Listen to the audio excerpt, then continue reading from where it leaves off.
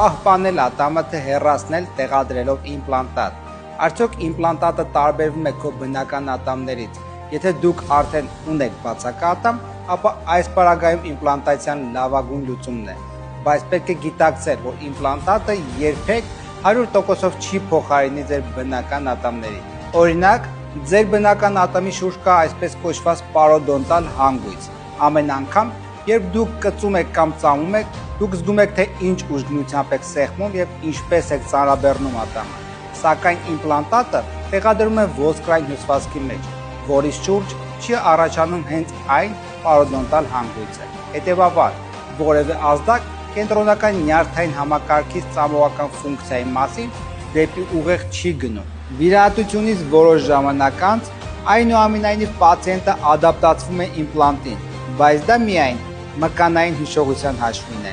Այնպես որ միանշանակ լավագույն տարբերակը ատամի մասին հոգ տանելն է, հնարավորության դեպքում բուժելով եւ պահպանելով, ինչը հնարավոր է ժամանակին ստոմատոլոգի մոտ այցելելով։